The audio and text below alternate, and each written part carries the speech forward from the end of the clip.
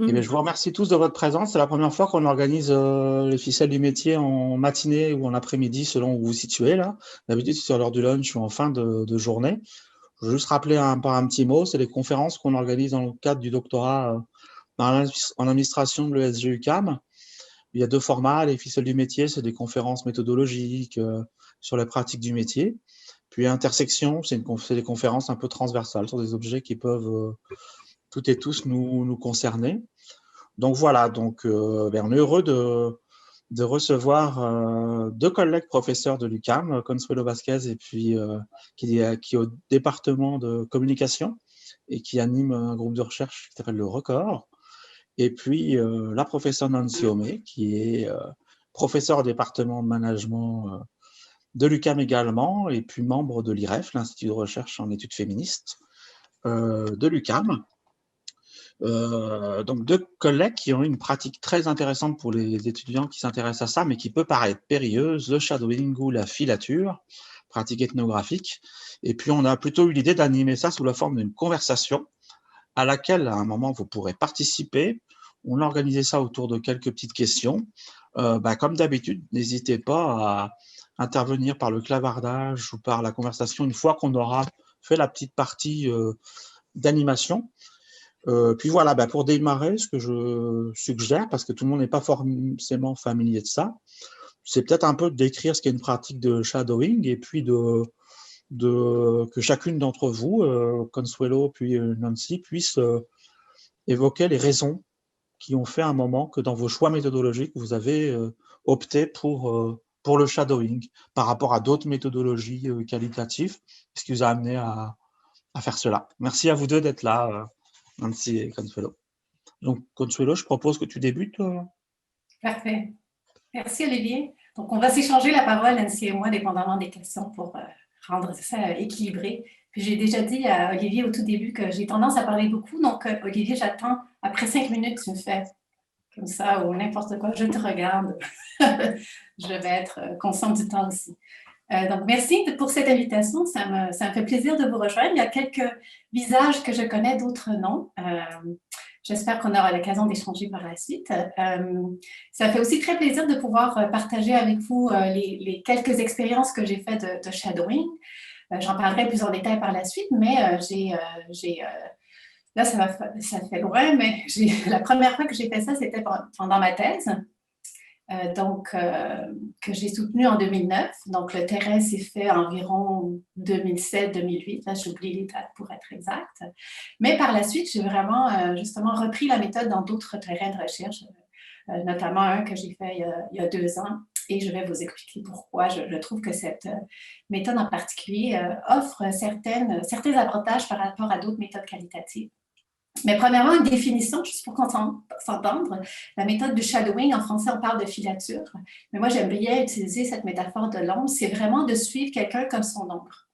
Il y a plusieurs chercheurs qui en ont parlé. Notamment, il y a un texte de McDonald qui fait une très belle recension des écrits du shadowing dans le contexte des études organisationnelles.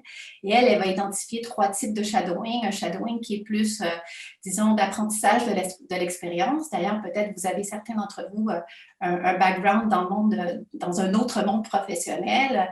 Et je sais, par exemple, qu'en physiothérapie, ça se fait beaucoup. Donc, quelqu'un va shadower le physiothérapeute pendant 1 ou 2 semaines pour apprendre un peu les rouages du métier. En éducation, ça se fait aussi. Mais là, on est dans un apprentissage professionnel. Une autre façon de comprendre le shadowing est plus comportemental. Puis ça va ressembler un peu à ce que Mintzberg a fait lors de son étude qui est rendue très fameuse sur les gestionnaires, où il faisait une sorte d'observation systématique, mais où il avait d'une certaine manière précodé et il écrivait un peu en suivant ces gestionnaires les différentes actions que ces gestionnaires faisaient. Et la troisième, qui est celle dans laquelle je m'inscris, et je pense que Nancy aussi, c'est le shadowing comme un moyen pour comprendre des pratiques de travail dans un contexte organisationnel. Et là, ce qui est intéressant dans cette perspective, c'est qu'on prend vraiment le point de vue de la personne que l'on suit. Donc, moi, je dirais que ça, c'est une des choses intéressantes, justement, quand on est dans des approches qui sont plus interprétatives ou compréhensives, c'est que le fait de suivre la personne nous permet de justement adopter son point de vue et pas seulement aller, disons, dans le mouvement, l'accompagner dans ces différents endroits où elle se faufile, où elle se fraye un chemin, comme dirait Latour, mais on est vraiment dans cette perspective interprétative qui permet un regard particulier. Oui, c'est le regard de la personne qu'on suit, mais c'est quand même un regard qui est intéressant à prendre. Donc ça, je dirais que bon, ça serait comme une définition de base, mais l'idée de l'ombre est quand même très forte parce que c'est vraiment un suivi très serré et ça crée aussi une relation intime avec la personne que l'on suit, une relation qui est constamment à renégocier aussi parce que c'est pas... Après, on va parler un peu de la relation puis de la réflexivité. Je pense qu'à ce moment-là, justement, je vous donnerai quelques exemples.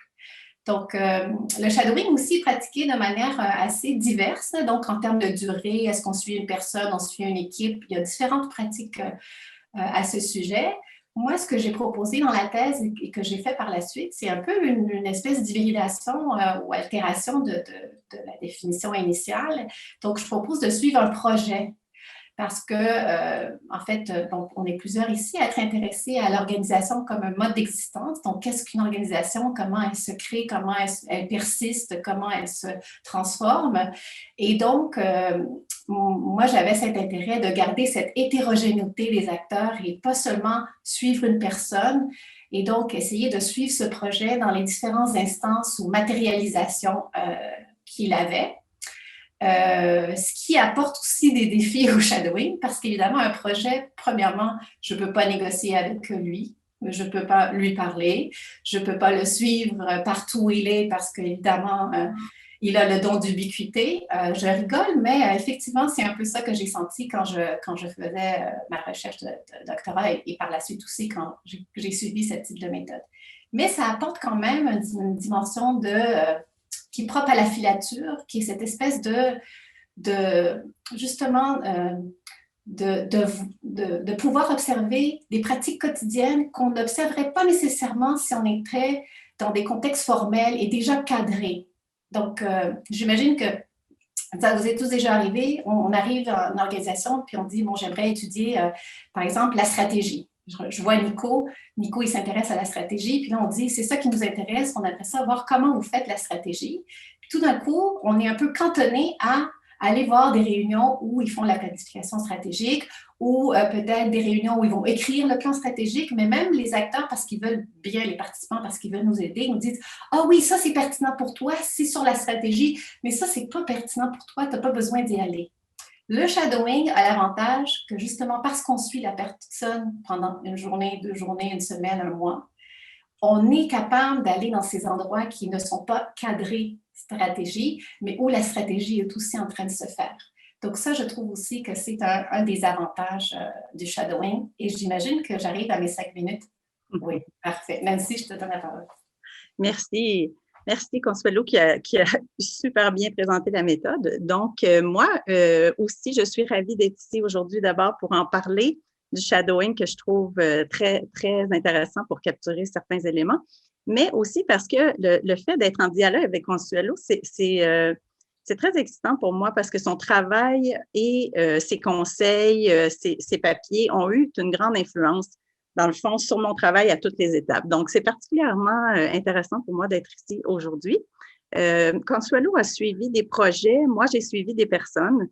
Donc, dans le cadre de ma thèse, je travaillais à étudier les pratiques de genre, à la fois discursives et matérielles, que les personnes mobilisent dans les dynamiques de transformation identitaire. Donc, j'ai suivi des managers qui venaient d'être nommés à des fonctions managériales, alors qu'ils vivaient inévitablement une transformation identitaire, une espèce d'inconfort. Donc, je les ai suivis.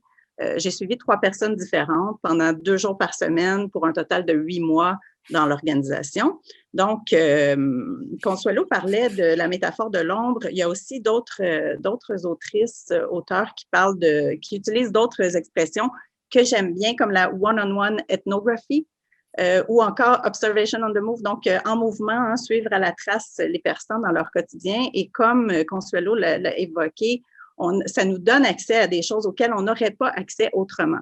Donc, il y a l'interaction entre les personnes, l'interaction avec les objets, l'ensemble des éléments qui interagissent dans les situations.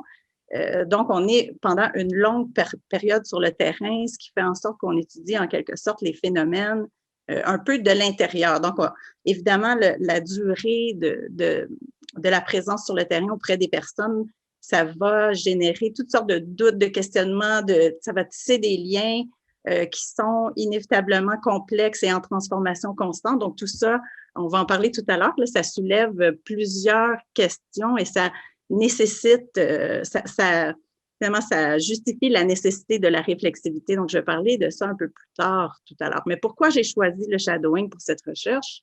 C'est parce que j'étudie le genre sous l'angle des pratiques sociales, donc le genre comme pratique sociale. Et donc, pour accéder à cette construction, il faut accéder aux routines quotidiennes, au déploiement des pratiques au moment où elles émergent finalement. Et donc, les entrevues ou d'autres méthodes ne donnent pas accès, ne permettent pas de donner un sens aussi riche à l'échelle locale. Donc, analyser les petits moments, les conversations, les attitudes, le non-verbal, les interactions, et aussi resituer tout ça dans le contexte plus global des discours organisationnels, du contexte finalement local et un peu plus large. Donc, ça va générer des données très riches et très abondantes. Donc, on va peut-être en reparler un peu plus tard, mais voilà pourquoi j'ai choisi le shadowing. Merci à toutes les deux. Mais, vous l'avez évoqué tout à l'heure dans vos propos, du coup, c'est très processuel, c'est indéterminé au sens où, par essence, on ne peut pas vraiment comprendre on peut pas anticiper ce qui va se dérouler, puis c'est même l'intérêt de ça. Mais du coup, comment ça se prépare un protocole de recherche sous la forme d'un shadowing? Peut-être que Nancy, tu peux élaborer un peu là-dessus? Oui. Premièrement, il y a la question d'accès. Le fait que la méthode est quand même une méthode invasive, entre guillemets, c'est quand même une présence importante, là, accepter de se faire suivre pour des personnes nouvellement nommées en poste chaque jour, même dans les interactions difficiles, etc. Donc, se préparer, ça implique la négociation de l'accès, qui n'est pas seulement quelque chose qu'on doit faire au début pour accéder au terrain, mais une espèce de négociation continue parce qu'il se passe toutes sortes de choses au quotidien, toutes sortes d'émotions de part et d'autre. Il y a des espèces de rituels où on nous fait sortir, où on nous demande de sortir de notre espèce de posture observatrice, d'observateur non participant. Je vais reparler de ça tout à l'heure aussi. Mais pour se préparer, je pense qu'il y a des difficultés reliées à la négociation de l'accès, donc faire valoir l'intérêt pour l'organisation, pour les personnes, être transparent dans les questions d'implication pour les personnes, risque, durée, etc. Les questions éthiques aussi, les droits de se retirer à tout moment, ce qui est nécessaire, j'en suis convaincue, mais qui place la chercheuse dans une espèce de posture vulnérable en quelque sorte, parce qu'on peut nous retirer le consentement à tout moment. Au début de l'expérience, ça a été quand même relativement difficile en termes de questionnement généré par tout ça. Donc, négocier l'accès et aussi développer un lien de confiance, tout ça, je vais en parler tout à l'heure quand ce sera question de la relation, de la réflexivité, tout ça. Mais pour me préparer, une des choses que j'ai faites, c'est aller voir Consuelo, qui avait beaucoup d'expérience, qui avait écrit des papiers. Donc, j'ai reçu d'elle des conseils qui m'ont été précieux. Par exemple, je me souviens du conseil de tenir un journal de bord. Donc, parce que la multiplication de choses qui se passent, de choses qu'on pourrait observer, que choisit-on d'observer, etc. Donc, d'un côté, écrire ce qui se passe, qui nous apparaît intéressant, impossible de tout écrire. De l'autre, écrire une espèce de préanalyse, de peut-être un précodage ou de mettre, de noter des choses qui nous apparaissent émerger ou non aussi du côté de ce qui se passe à l'intérieur de nous. Finalement, c'est une méthode qui est, j'oublie le mot, là, embodied, Incarné. Incarné, oui, merci. Incarné, donc il se passe aussi beaucoup de choses. Non seulement on a accès à ce qui se passe pour les participants, les acteurs, mais pour nous aussi, il se passe beaucoup de choses. Donc, le journal de bord, pour faciliter l'analyse, ça a été très important. L'autre chose qu'on m'a conseillé, c'est de retranscrire le jour même, ce qui a été impossible là, du côté d'énergie, suivre des gens, noter toute la journée. J'avais plus l'énergie pour retranscrire ou pour compléter les notes le jour même. Mais il faut quand même prévoir, je dirais, pour se préparer, de dégager pas mal de temps. Donc, au-delà de l'expérience sur le terrain, c'est quand même énergivore et chronophage, cette méthode. Donc, voilà. Merci, Nancy. J'avais oublié que je t'avais donné ce conseil, si je le prends note. Ah, c'est vrai. Pour ma part, en fait, je vais compléter des éléments que Nancy vient très bien de décrire. Mais il y a un article qui était suggéré dans la liste, disons, dans l'envoi qu'Olivier a fait, que je vous suggère de lire. C'est un article écrit par Rebecca Gill et ses collègues et qui est vraiment sur comment ils appellent ça le kit du shadowing. Et ce que j'aime bien dans l'article, c'est qu'il le sépare en 3 temps. Donc, le premier, c'est arriver. Donc, arriver sur le terrain, Nancy a déjà évoqué des choses. Deuxième, c'est filer, donc la filature elle-même, le shadowing, quand on est en train de le faire. Et ensuite, c'est partir.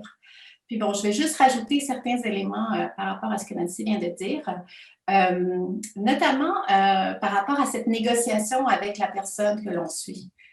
Parce que c'est inévitable, il y a un malaise qui se produit lorsqu'on suit une personne et la personne aussi, elle se sent, pour la plupart, c'est la première fois qu'ils ont cette expérience de se faire filer. Et quand je vous dis, par exemple, j'ai un exemple en tête, je filais une agente de développement dans une organisation à but non lucratif et elle avait un petit bureau. Et donc, le jour où j'avais déjà fait une partie d'ethnographie, parce que c'est aussi peut-être le mentionner, le shadowing, c'est une des méthodes parmi peut-être plusieurs qu'on utilise dans le cadre d'une ethnographie organisationnelle. Mais là, j'arrive dans son bureau qui est tout petit, qui est un bureau à air ouverte, mais qui a quand même des séparations. Et là, c'était où je me place. Juste quelque chose de aussi anodin. Quel est l'endroit où je vais rester debout? Moi, j'utilise la caméra avec une caméra dans son espace pour ne pas la déranger et pour qu'elle se sente confortable et puisse travailler aussi. Et donc, on a passé quand même assez de temps toutes les deux à trouver l'endroit où je me placerais pour faire ce shadowing qui durait 1 semaine. Et au début, c'est ça, c'était pas très confortable. Elle se tournait, finalement, j'étais derrière elle. Elle se tournait constamment.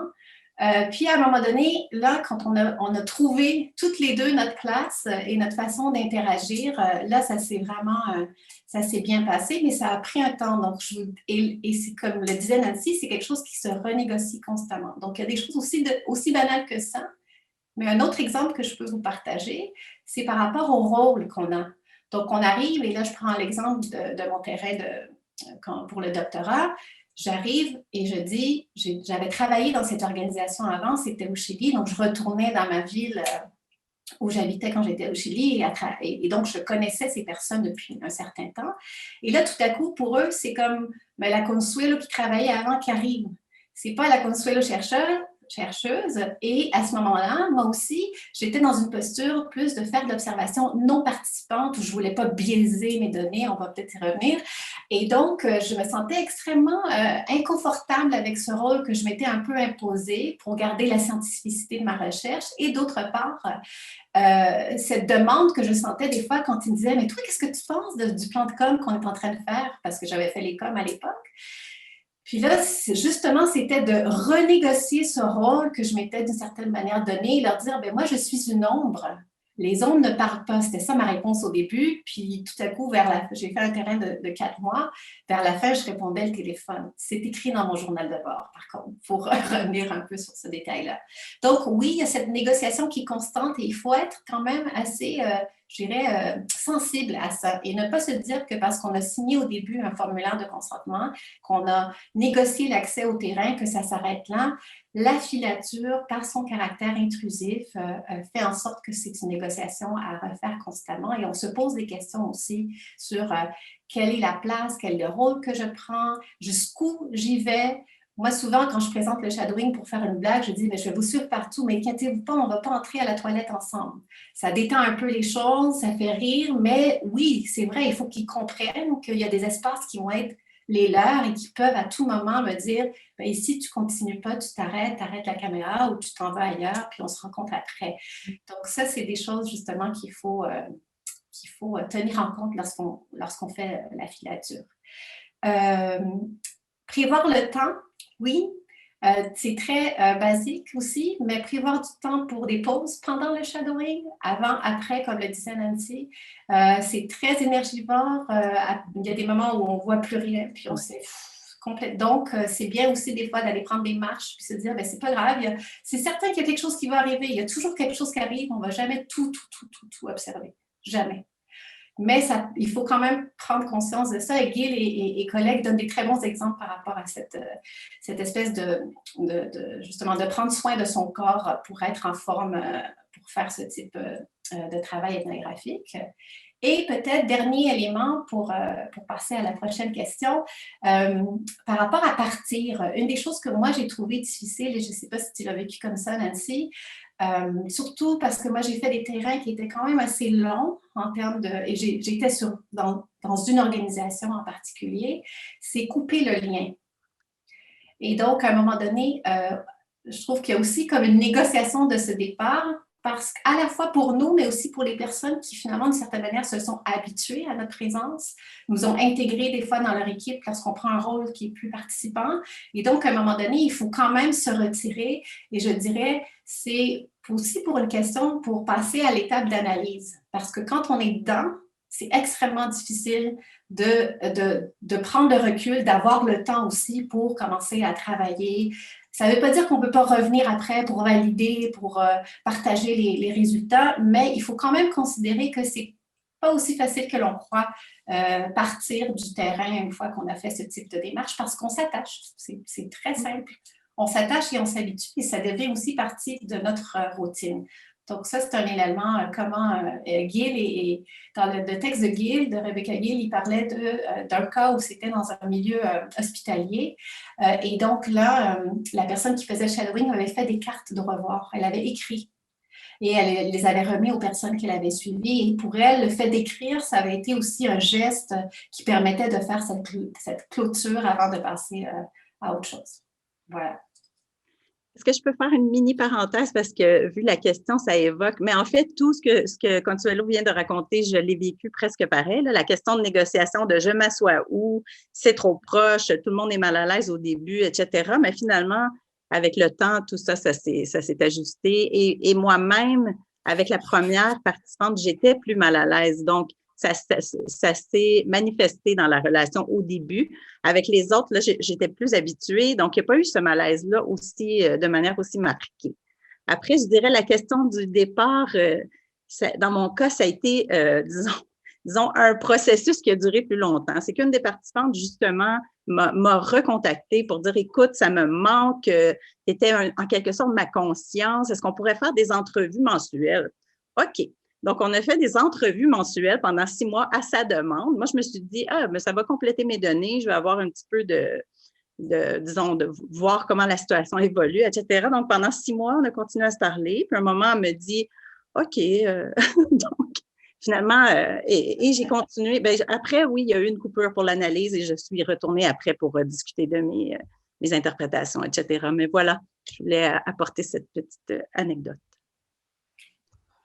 Merci à toutes les deux. Et on va enchaîner. Vous avez déjà évoqué beaucoup d'aspects.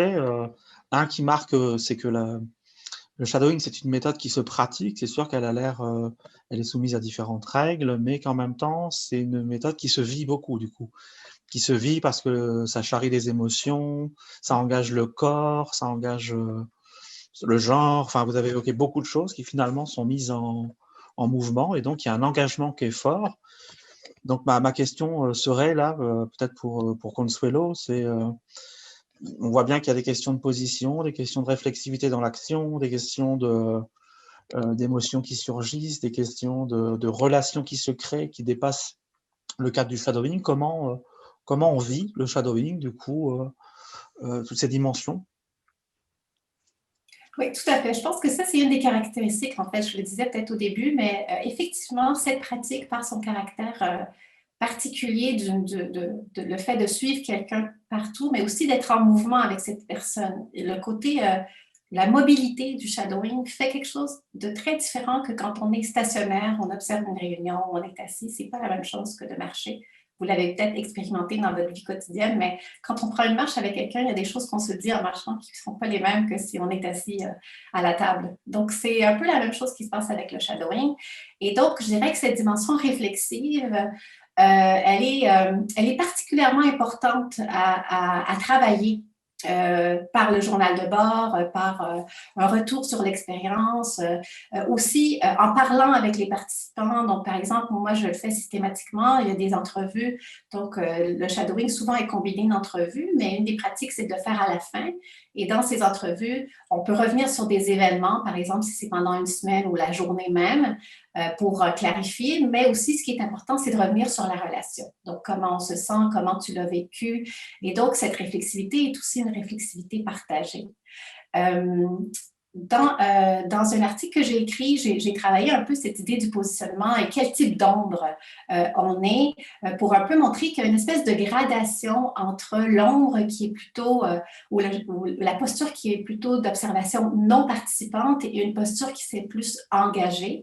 Donc, je parlais par exemple de l'ombre transparente pour parler du premier cas, où là, on est vraiment, Charmiaska, elle utilise la phrase de « on est comme une mouche sur le mur, a fly on the wall ». Mais en fait, elle dit après « mais attention parce qu'on sait très bien qu'est-ce qui arrive avec les mouches sur le mur ». Donc, bon, bref, je trouve que cette posture, elle est quand même difficile à maintenir, surtout quand on est là depuis avec une certaine durée, puis qu'on établit ces liens, puis comme le disait Nancy, des fois, les gens s'attendent de nous certaines choses, ou l'exemple que tu donnais, tu deviens ma conscience, on voit que très bien, là, c'est un autre rôle qu'on nous demande de jouer. Mais il y a quand même, dans les pratiques qu'on voit de shadowing dans la littérature, c'est une des postures, en fait, qui est souvent très utilisée. C'est pas la seule, mais c'est la première. Après, on irait dans l'observateur participant. Et là, en fait, la métaphore que moi j'aime bien utiliser, c'est celle de l'ombre de Peter Pan. Avec Boris et Carole Grolot, on a joué avec cette métaphore qui est un peu, si vous vous rappelez, le film de Disney, Peter Pan a son ombre, mais son ombre, elle joue avec lui. Donc, des fois, elle se transforme dans une autre, c'est plus Peter Pan, mais c'est le chien, ou elle prend une autre forme, mais aussi elle disparaît. Puis, il y a toute cette histoire où Wendy va attacher l'ombre à Peter Pan pour pas que l'ombre s'échappe. Donc, ça, c'est une ombre qui est plus, qui montre l'interaction qu'il y a entre la personne qui est filée et la personne que l'on file. Et d'ailleurs, petite anecdote, cette idée de Peter Pan, et ça, je pense, ça montre aussi cette dimension réflexive et partagée, elle m'est venue quand je faisais ma thèse. Et elle est venue dans une conversation que j'ai eue avec la chargée de projet, qui était certainement une des personnes que j'ai le plus suivies et qui avait été ma boss avant, quand j'avais travaillé au Chili. Et donc, à un moment donné, j'étais partie ailleurs, justement parce que je m'étais dit, ça fait trop longtemps que je la suis elle, il faut que je suive un autre acteur. Et j'étais sortie des bureaux, puis donc, j'avais passé la journée en train de suivre une autre personne. Et quand je reviens, elle dit, mais t'étais où? Tu es mon ombre, tu es comme l'ombre de Peter Pan. Et on a commencé à rigoler, puis on a commencé à donner à tous les membres du bureau les noms des personnages. Donc, elle a dit, ah non, en fait, non, c'est pas moi Peter Pan, moi je suis Wendy parce que je vais t'attacher à nous. Puis après, elle a dit, ah oui, puis un tel, ah ça c'est le capitaine Crochet, il est tellement marabout. Puis bon, on a joué avec ça. J'ai pris note dans mon journal de bord et c'est devenu après un élément de réflexion très intéressant pour comprendre un peu cette relation. Et ce qui m'a frappée après en regardant mes notes, c'est que justement, elle avait dit « Non, je ne suis pas Peter Pan ». Et donc, Peter Pan, c'était le projet ou c'était l'organisation et il n'avait pas été nommé et accordé à une personne en particulier. Ça, c'est une des choses justement que j'ai explorées par la suite. Donc, bref, cette anecdote est intéressante parce qu'à la fois, ça montre disons, la métaphore de Peter Pan comme un type d'ombre, mais ça montre aussi cette dimension réflexive qui ne se joue pas uniquement dans la manière de déterminer les rôles et les relations, mais qui peut aussi être vue dans la production même de la connaissance. Donc, je crois aussi que le shadowing, et je pense aussi dans des observations de type participante, on est beaucoup dans une co-construction de la connaissance avec les participants. Et ça, des fois, on a tendance à l'oublier quand on est dans l'écriture, en fait, notamment. Dernière ombre, c'est celle du participant observateur. Donc, il y en a trois, je reviens. L'observateur non participant, c'est l'ombre transparente. L'observateur participant, c'est l'ombre opaque ou de Peter Pan. Et le participant observateur, c'est l'ombre ombragée. Ça, c'est la métaphore que je suggérais.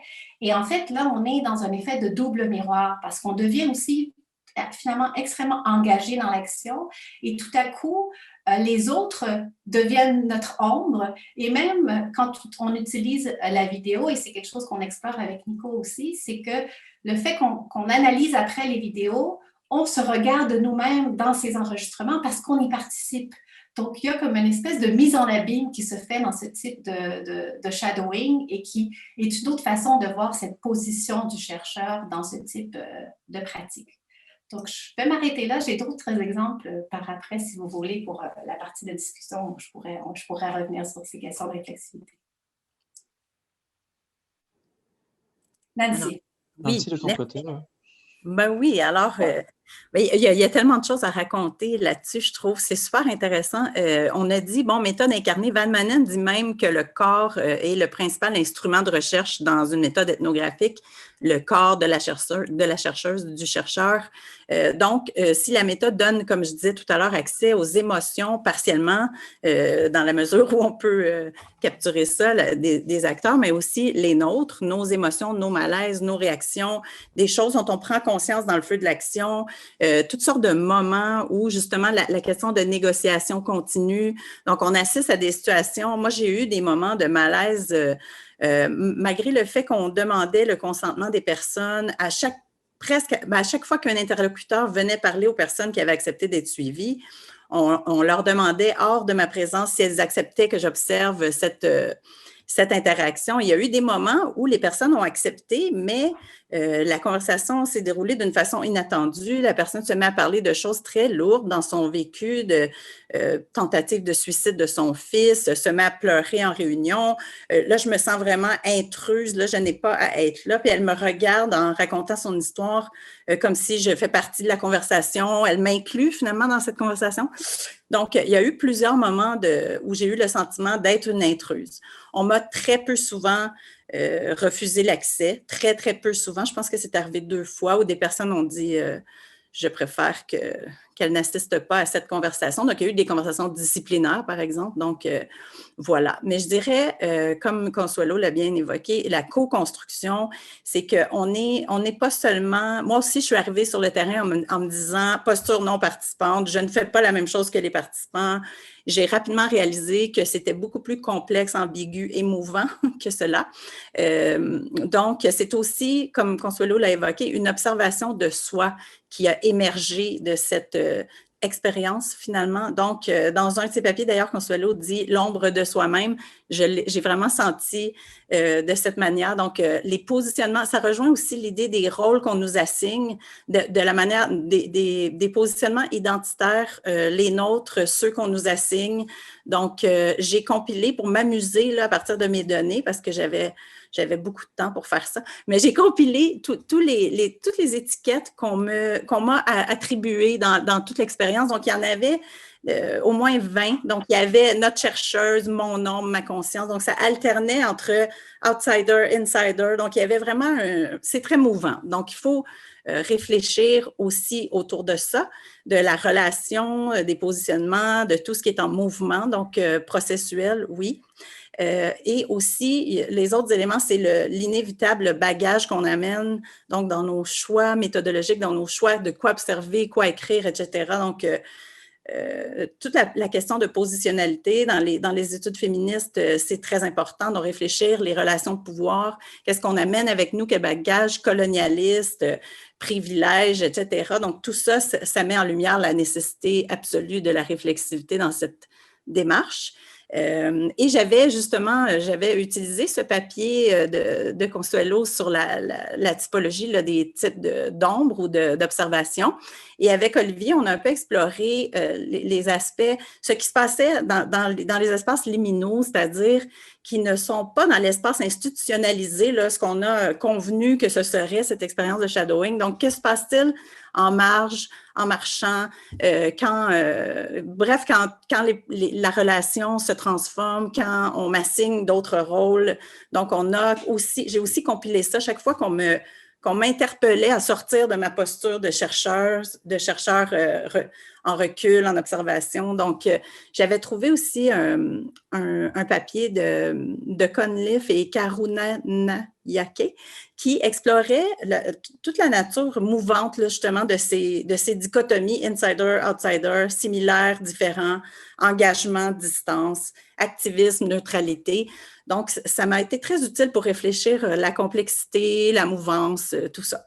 Donc, voilà. J'aurais aussi plein d'anecdotes, mais j'imagine que je commence à avoir épuisé mon temps aussi.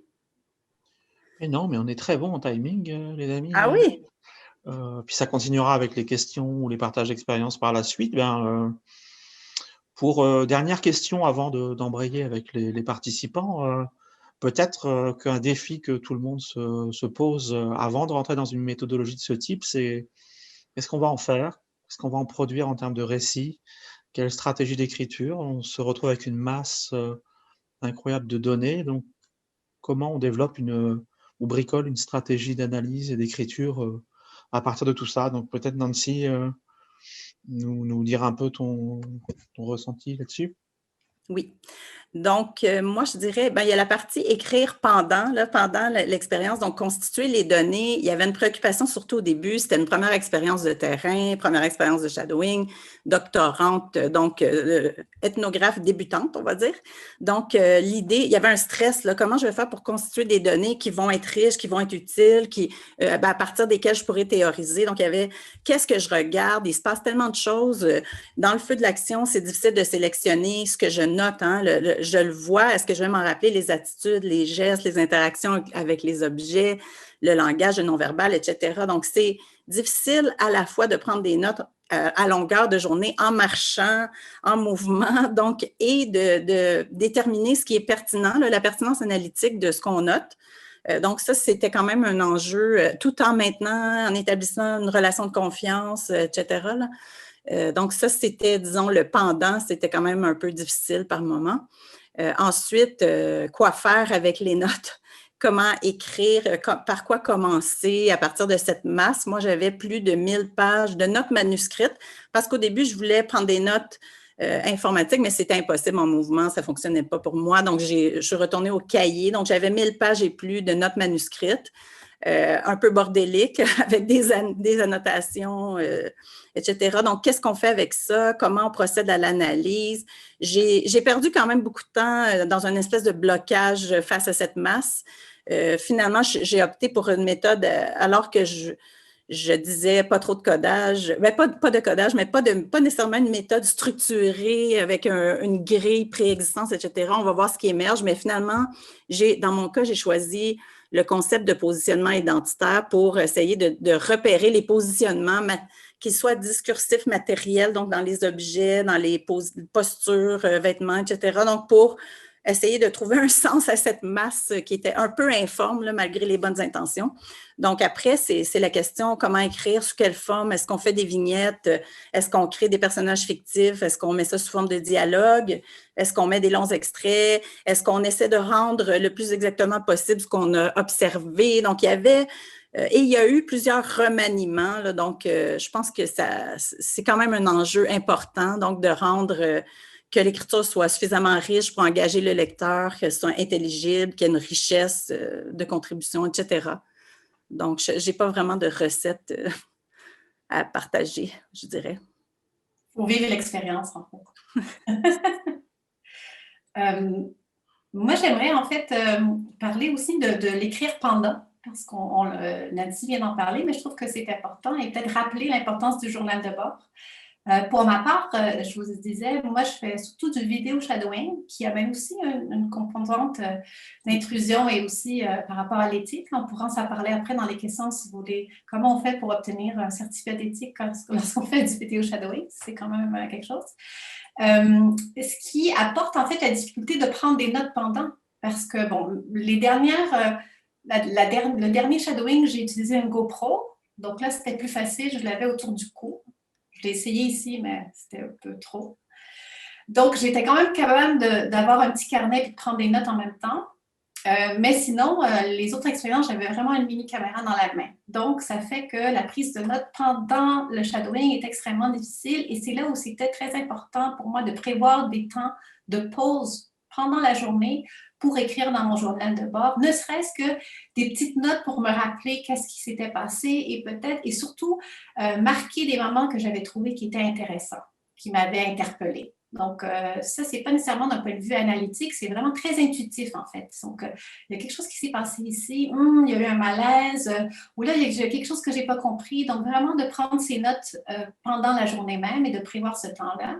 Et après, ce que je faisais le soir, en fait, c'était prendre un petit temps pour faire un résumé de la journée, puis me dire ici, il y a quelque chose qui s'est passé, et peut-être à ce moment-là, revenir avec des dimensions plus réflexives et analytiques, parce que pendant la journée, c'était impossible.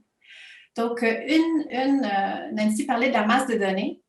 Lorsqu'on enregistre, c'est un autre défi aussi parce qu'on a des heures et des heures et des heures d'enregistrement. Juste pour vous donner un exemple, moi, j'ai fait un terrain de 4 mois au Chili où j'enregistrais du lundi au vendredi, des fois le samedi parce qu'il y avait des activités de 8 heures à 6 heures le soir, non-stop. Donc, bon, je n'ai pas fait le calcul, là, mais c'est écrit quelque part dans ma thèse, le nombre d'heures. Et donc là, évidemment, l'écriture de la thèse et le temps de thèse est différent qu'après quand on est en poste puis on écrit des articles, on a moins le temps de ça. Donc, j'ai quand même pu révisionner tout le matériel audio et faire du décryptage. En fait, je n'ai pas fait de la transcription pour identifier des moments qui étaient clés et ensuite de ces moments-là, faire une réduction. Finalement, dans la thèse, j'ai 10 moments où je fais un zoom-in, en fait, et je fais l'analyse de conversation qui était aussi une des choses que je travaillais dans la thèse.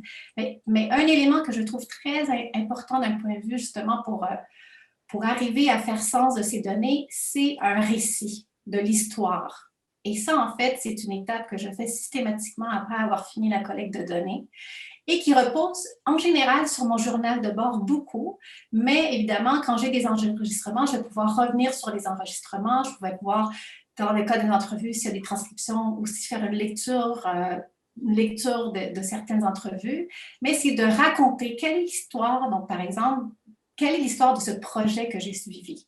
Qu'est-ce qui s'est passé pendant la période? Et donc, avoir ce récit qui est un peu plus méta, mais qui permet au moins de dire, bon, ça, c'est l'histoire que je raconte. Et ensuite, peut-être identifier, ça, c'est la manière dont moi, je fonctionne, avec des moments spécifiques ou des manières, on peut rentrer plus dans le micro de l'interaction elle-même, de ce qui est en train de se passer par rapport à l'histoire qui est plus transversale. Donc ça, je trouve que comme pratique d'écriture, ça aide beaucoup. Et c'est souvent aussi ce récit que moi, je vais valider auprès des participants et leur dire, bon, ben, ça fait X temps que je suis avec vous, voici ce que j'ai compris, qu'est-ce que vous en pensez? Puis là, on a une conversation et ça permet aussi d'avoir leur feedback et continuer avec cette co-construction, en fait. Je fais aussi des rapports de recherche pour les organisations. Ça aussi, c'est une autre manière de mettre par écrit les choses avec un autre genre d'écriture, mais qui permet aussi de systématiser certains éléments clés qui seraient importants pour eux avec justement qu'est-ce qu'ils ont en tête. Donc ça, c'est une autre, disons, une autre forme aussi d'un récit qui est plus global sur l'expérience elle-même. Après, l'écriture de la thèse, je pense que c'est tout un défi. En fait, moi, j'ai beaucoup aimé réfléchir à l'écriture de ma thèse parce que justement, on a de l'espace. Après, ceux qui ont eu l'expérience d'écrire des articles, c'est complètement un format, un genre différent, puis on est diminué à un nombre de caractères et de mots, donc c'est plus la même expérience. Mais l'écriture de la thèse, moi, ce qui est fascinant, surtout quand on fait de l'ethnographie, c'est qu'on peut justement réfléchir à son écriture, jouer avec l'écriture et aussi expérimenter avec l'écriture.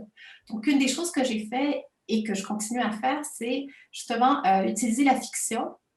Donc, et si on a le temps après, j'ai un petit extrait que je pourrais vous montrer, mais j'ai justement, ce projet que j'ai suivi, je lui ai donné une forme de personnification. Donc par exemple, en prélude de ma thèse, c'est le projet qui parle et qui dit, bon, elle voulait me suivre, mais comment elle pensait faire ça? Puis je jouais un peu avec qui était en fait le ressenti que j'avais eu. Et dernièrement, j'ai écrit un chapitre de livre pour un livre, d'ailleurs, que je vous suggère, qui s'appelle... là, j'ai oublié le titre, mais c'est sur How to Follow and Analyze. Je pense que c'est ça. Nico peut m'aider parce qu'il il fait aussi partie de ce groupe de cet ouvrage collectif. Donc, How to Follow and Analyze, c'est François Corrène et Fabienne, mon Dieu, je vous reviens avec la référence. Donc, c'est différentes formes de filature, en fait, de filer justement des personnes, des idées. C'est très intéressant. Et dans ce chapitre, j'ai écrit sur filer le projet. Et ce que je fais à la fin, c'est que je crée un dialogue entre le projet et moi. Donc, ce jeu avec la fiction permet, du port d'un point de vue, je dirais, analytique ou théorique, de rendre compte de cette idée d'hétérogénéité d'acteurs, qui est un des éléments que moi j'explore dans la recherche, mais aussi, ça permet aussi de revenir sur ces dimensions de réflexivité et sur une forme d'écriture qui est justement qui essaie de rendre au lecteur l'expérience de notre vécu de shadowing. Moi, je me suis sentie constamment et je me sens constamment dépassée. Dépassée parce que je trouve qu'il y a plein de choses que j'aurais dû voir que je n'ai pas vues. Il y a plein de choses qui se sont passées puis je n'étais pas là. Puis, justement, cette espèce de masse de données qui se crée, puis qu'est-ce que je fais avec? Donc, ce sentiment, j'essaie de le rendre visible à travers, justement, ce type d'écriture qui est plus fictionnelle. L'usage des vignettes aussi, je trouve que c'est très intéressant pour montrer des moments qui sont plus précis et micro et qui permettent aussi de rendre ce vécu et ce sensible, en fait. Et une autre forme d'écriture que je trouve très intéressante, c'est l'écriture affective. Ça revient un peu avec ce que disait Nancy par rapport à la positionnalité, par rapport aux émotions.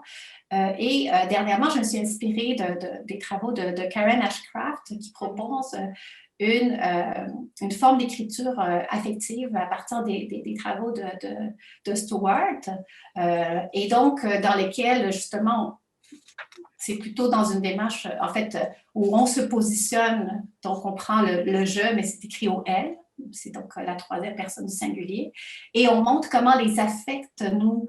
en fait, ce qui nous affecte et comment on est affecté par l'expérience d'un terrain en particulier. Donc, j'ai fait l'exercice, d'ailleurs, dans un article qui a été publié l'année dernière par rapport à mon expérience des terrains de recherche que j'ai fait dernièrement avec la Société canadienne du cancer, pour explorer comment le cancer m'a habité et inhabité pendant ces expériences de terrain.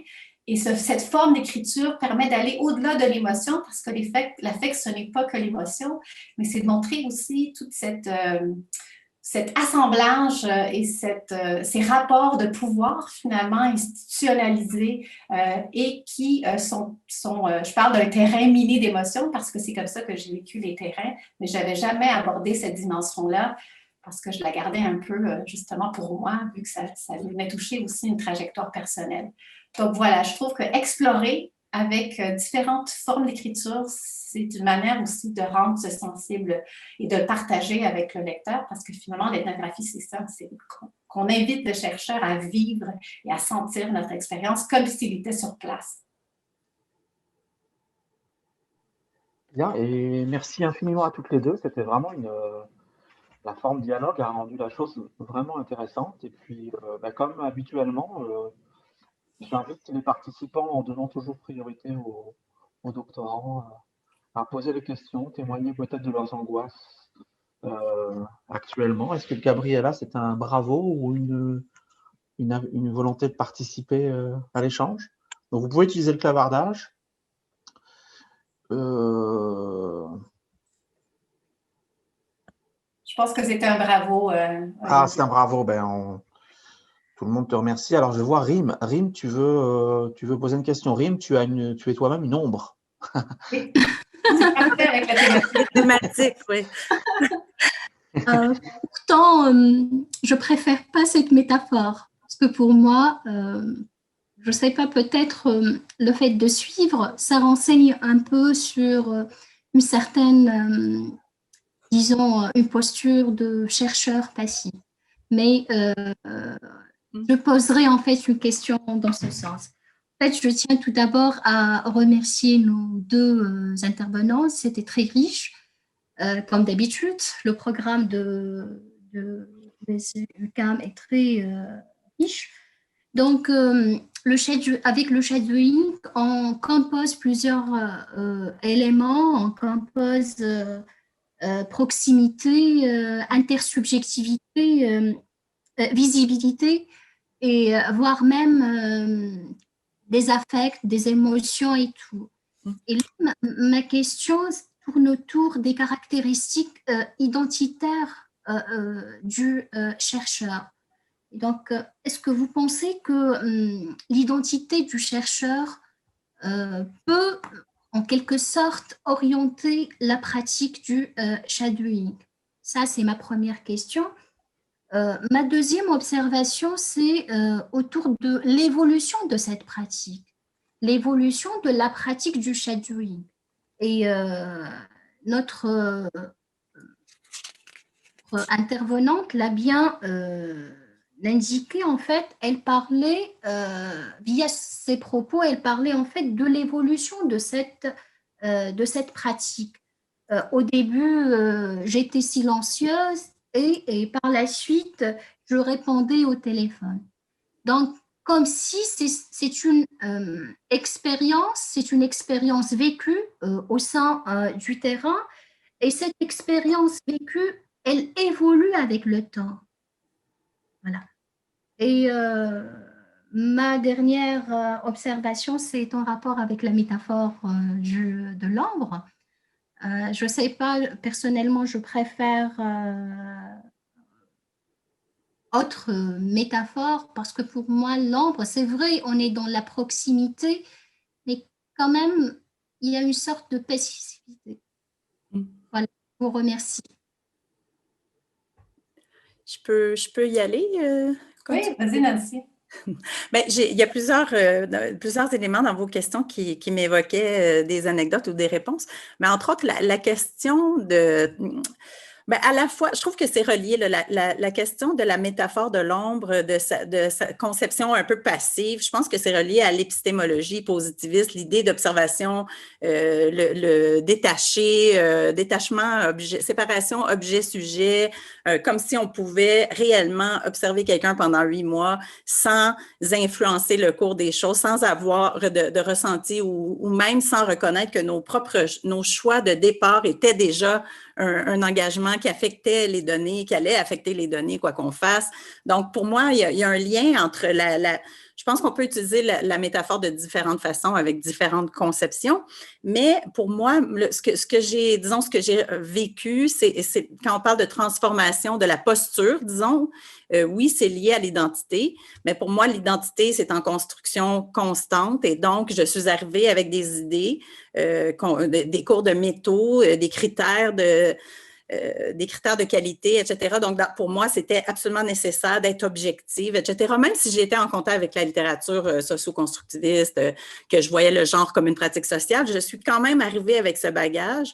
Et c'est au contact des gens, au contact du terrain et à travers cette réflexivité sur ma propre transformation identitaire que j'en suis venue à constater, accepter que la posture n'était ni stable, ni évidente, ni réellement détachée ou non participante, même si je ne faisais pas le même travail, même si moi, je n'en suis pas venue à répondre au téléphone, mais j'ai réalisé qu'il y avait aussi une espèce de nécessaire réciprocité. Donc, on accepte notre présence dans des moments difficiles, etc. Donc, il faut accepter un peu de jouer le jeu par moment. Donc, en pleine réunion, il est arrivé qu'on m'interpelle et qu'on dise, ben, toi, tu n'arrêtes pas de nous observer, là, dis-nous donc, qu'est-ce que tu notes en ce moment? Des trucs comme ça. Donc, il y a eu plein de moments. On m'a demandé aussi, et ça, c'est les participants me positionnaient comme experte, comme c'est notre académique. Quand je vous dis la série de surnoms ou d'assignations identitaires, donc parfois on m'assignait une posture d'experte et on me demandait mon avis sur les choses.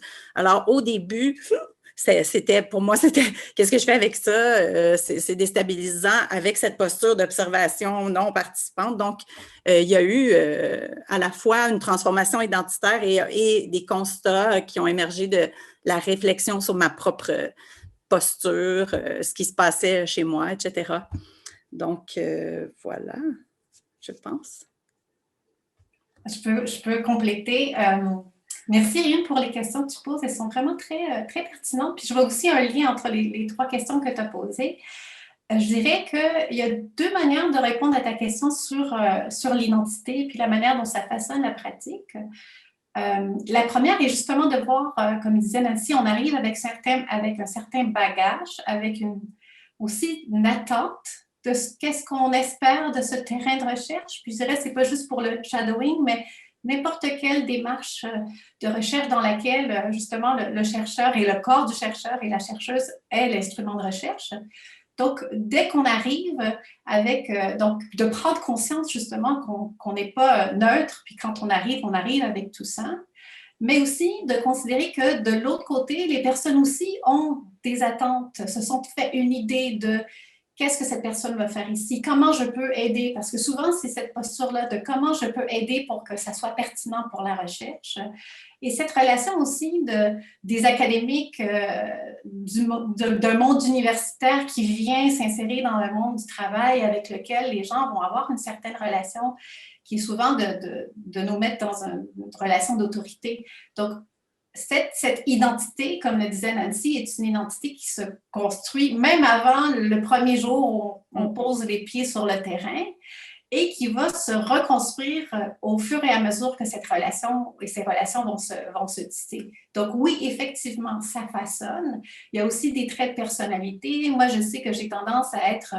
à faire des blagues pour amener les gens à se sentir bien. Si je peux, bien évidemment, des contextes, je vais toucher. Donc ça, c'est très latino aussi. Mais bon, il y a un côté, évidemment, ça va participer parce que nous sommes notre instrument de recherche. Après, une autre façon de le voir, c'est justement de le voir d'un point de vue, je dirais, plus...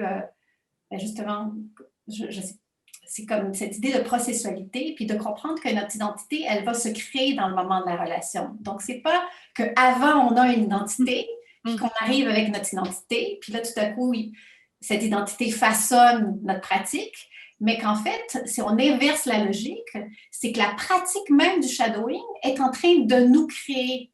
Et là, ça amène une autre façon de voir la chose parce que, justement, cette relation que Charnianska dit, c'est une peculiar twosome, le shadowing, cette relation très péculière et intime et de complicité que l'on crée d'une certaine manière, c'est elle qui va nous créer en tant que chercheur, en tant qu'experte, en tant qu'académicienne. Et juste pour vous donner un exemple, les terrains de recherche que j'ai fait avec la Société canadienne du cancer, mais moi, au départ, je suis bénévole depuis plus de 10 ans avec la Société canadienne du cancer. Et donc, le premier contact que ces personnes ont eu avec moi, c'est en tant que bénévole. Ensuite est venu se rajouter, on va dire, cette identité, si on veut utiliser le terme de chercheur. Et ensuite, je suis devenue comme partie de l'équipe. Et donc, il y a eu, finalement, quand on me nommait, c'était à la fois la bénévole, l'experte. Des fois, c'était comme « Ah, toi, tu es en com, tu sais comment faire un plan de com », même si ça fait des années que j'en fais plus. Mais bref, il y avait aussi cette construction qui se faisait sur le tas, dans les réunions, où là, tout à coup, je devenais quelqu'un d'autre, dépendamment de l'interaction qui était en train de se poser. Donc, je pense qu'il y a deux manières de voir les choses. Puis, je trouve que la deuxième est très intéressante pour revenir un peu à ce qu'on disait par rapport au positionnement, à la positionnalité et à la réflexivité. Sur l'ombre, je suis d'accord avec toi. Cette ombre, l'idée première de l'ombre est extrêmement passive. Puis c'est pour ça que moi, j'aime bien celle de Peter Pan parce que c'est une ombre qui joue. Aussi, je ne sais pas si les enfants, en fait, ils jouent avec leur ombre. Puis l'ombre, elle n'est pas du tout passive. L'ombre, elle se cache, elle disparaît. Des fois, elle est plus grande, elle est plus petite. Puis les enfants ont cette espèce de, justement, de dimension très ludique avec leur corps, avec leur environnement. Et là, on a une autre façon de voir l'ombre. Attila Bruni, lui, il parle d'une ombre qui est opaque, qui dérange, qui est là, puis tout à coup, c'est comme, elle vient s'immiscer dans des endroits où on ne voulait pas qu'elle soit. Donc, évidemment, oui, ça reste, il y a une certaine limite, je dirais, à penser l'ombre d'une certaine manière, mais ce qui est assez beau dans la métaphore, c'est cette espèce de suivi, mais aussi le fait qu'elle est attachée. Donc, l'ombre, et qu'elle est une certaine projection de l'autre personne parce qu'on essaie de prendre cette perspective de la personne que l'on est en train de suivre. Mais j'avoue qu'évidemment, il y a d'autres métaphores qui peuvent être aussi très, très riches pour penser cette observation en mouvement, par exemple. Mais pendant que tu parlais, Consuelo, ça m'a fait penser à une autre métaphore, justement, celle de Gill, je pense, qui a critiqué un peu cette idée de statique, justement, et qui a proposé qu'on utilise la métaphore, pas la métaphore, mais l'expression spectacting. Donc, pas spectating comme observer, mais spectacting. Donc, je pense que ça rend un peu l'idée que Rim évoquait là, dans son... Oui, puis bon, il y a celle, en français, on parle de filature, puis là, on est dans une métaphore de détective. Bon, après, quel détective vous voulez être? Est-ce que c'est Sherlock Holmes ou est-ce que c'est d'autres? Mais là aussi, ça peut être intéressant. Puis si jamais ça vous intéresse, moi, j'aime beaucoup donner la référence d'une artiste, Sophie, attendez, j'ai son nom ici, là. Sophie Calle, elle a beaucoup travaillé la filature dans son œuvre artistique et de manière assez ludique aussi. Juste sur un exemple, elle a demandé à sa mère d'embaucher un détective pour qu'il la suive. Donc, elle savait qu'elle allait être suivie, mais elle ne savait pas quand et comment. Et donc, l'exposition consistait dans les séries de photographies qu'avait fait le détective d'elle. Et elle a, elle aussi, suivi des personnes à travers un carnet d'adresses qu'elle a trouvé par terre, puis elle a commencé à appeler tous les téléphones qui étaient dans le carnet d'adresses pour essayer d'imaginer qui était le propriétaire de ce carnet d'adresses à l'époque où on écrivait les téléphones dans un carnet d'adresses. Et où on s'en souvenait parfois. Oui. Donc, ça amène aussi à voir la métaphore autrement. Alors, il y a pas mal de mains levées et puis de commentaires dans le chat. Je vais essayer d'articuler tout ça. D'abord, il y a Serge, salut Serge, qui pose une question sur le journal de bord, qui demande notamment si vous avez des modèles, mais peut-être aussi des trucs et astuces pour construire un journal de bord. Et puis, j'enchaîne sur une deuxième question à laquelle vous pourrez réagir, c'est celle de Nicolas. Le Nico dont on parle depuis tout à l'heure, c'est Nicolas, chers amis, et qui pose la question de savoir si on peut faire un shadowing en étant complètement extérieur à l'organisation. Donc, n'avoir construit aucun lien préalable, j'imagine, ou n'avoir jamais vécu en contexte organisationnel de shadowing. Donc voilà, je vous propose de répondre à ces deux questions, puis après on prendra les mains levées, si vous êtes d'accord. Parfait. Pour le journal de bord, moi j'aime bien y aller avec 3 types de notes. C'est Carole Groslo qui en parle dans un article. Elle parle des notes descriptives, des notes réflexives et des notes analytiques. Donc, souvent, quand on est en train de prendre des notes dans le terrain, c'est peut-être plus difficile d'identifier les 3, mais moi, je me donne des trucs. Par exemple, je vais prendre une feuille et je vais la séparer dans 1/4 et c'est ça, 3/4. Et du côté donc, plus large, je vais décrire ce qui est en train de se passer. Et dans le côté qui est plus étroit, je vais écrire ces notes qui sont de l'ordre du réflexif ou de l'analytique, sans nécessairement les identifier parce que ça va vite, non? Mais au moins, j'aime ça les placer en parallèle parce que souvent, cette dimension donc réflexive, elle est liée à ce qui est en train de se passer. Donc, je vous donne un exemple. Je suis en fait, c'est une conférence qui était donnée pour des bénévoles. Ils sont en train de faire un espèce de pep talk. Puis là, je note ce que l'humoriste est en train de dire, puis que les gens hochent la tête, puis que tout le monde rit, puis moi, je ris pas. Je trouve ça pas drôle. Au contraire, ça me choque. Puis là, j'écris « Ah, je suis vraiment choquée. Comment personne s'en rend pas compte? C'est quelque chose qui me... Comment ils sont en train de nous dire qu'il faut qu'on aille chercher des dons? C'est quoi ça? » Puis là, je me sens très énervée. Je l'écris en parallèle avec la description de l'action. Dans la partie description de l'action, je mets aussi entre guillemets quand j'arrive à attraper des extraits de mots ou de paroles ou d'expressions pour savoir que c'est la personne qui a parlé comme ça, puis donc pouvoir identifier avec la moderne. Donc moi, je vais écrire. Donc ça, c'est quelque chose, disons, une pratique assez concrète dans l'écriture du journal de bord. Et comme vous avez vu avec mes gestes, je fais ça à la main. Je n'ai pas encore expérimenté l'écriture à l'ordinateur. Je trouve que c'est difficile, à moins qu'on soit dans un setting où tout le monde est déjà avec un ordi puis que ça fait partie de... Donc là, on est capable, disons, ça fait partie d'une routine de la pratique. Peut-être que là, c'est plus facile, mais les endroits où j'ai eu à observer, il y avait, à part moi, très peu de personnes qui prenaient des notes. Donc ça, c'est pour la première question. Je ne sais pas, Nancy, si tu veux qu'on réponde d'abord à la première, puis après on y va avec la deuxième. Oui, ben moi, j'ai appliqué exactement cette méthode. Donc, l'influence de Consuelo était visible. J'ai aussi ajouté des petits dessins, hein, parfois des postures dans la marge en question, des dessins, des codes, des symboles, des mots-clés, moi aussi des guillemets, moi aussi manuscrits, moi aussi des réactions de malaise dont je ne savais trop que faire, mais qui ont été finalement utiles à la réflexion par la suite au moment de l'écriture. Mais il y a eu aussi des moments de malaise, des blagues, des commentaires sexistes ou des choses que tout le monde semblait trouver parfaitement normales, qui me choquaient. Donc, et ça rejoint, peut-être que je peux tout de suite rebondir sur la deuxième question parce que c'est un peu lié. La question, peut-on faire du shadowing sans faire partie de l'organisation? C'est un peu lié à ça. Il y a une espèce d'acculturation qui doit se produire. Donc, moi, j'étais complètement externe.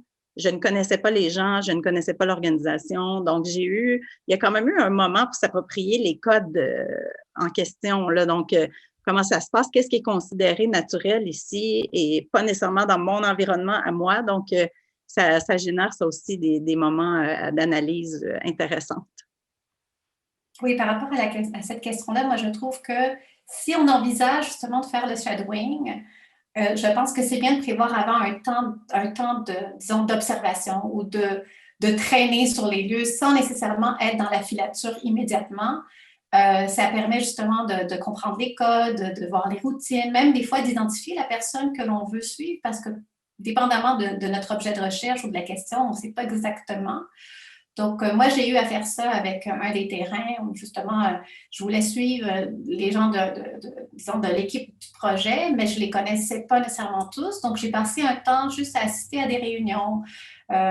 Ils avaient fait des activités aussi plus informelles. Ils m'ont invité. Donc, j'ai traîné un peu avant de dire, bon, maintenant, est-ce qu'on pourrait passer à la filature? Et donc, là, on a fixé un calendrier, un temps pour faire la filature. Mais j'avais déjà une meilleure connaissance de leur routine et de leur pratique en tant qu'équipe. Donc, je pense que c'est important de se donner ce temps juste pour comprendre un petit peu le contexte. Comme on le ferait dans n'importe quelle ethnographie où on commence d'abord avec une espèce d'immersion. Puis après, on raffine notre stratégie méthodologique, puis on peut passer à d'autres éléments. Une autre chose qui m'a beaucoup aidée, mettons que j'y pense, c'est de faire des entrevues avant la filature. Parce que souvent, dans la littérature, on voit que c'est après, mais quand j'ai eu les deux expériences, quand j'ai fait des entrevues avant avec des personnes que je ne connaissais pas, ça a vraiment aidé après quand on a fait la filature pour établir ce rapport de confiance.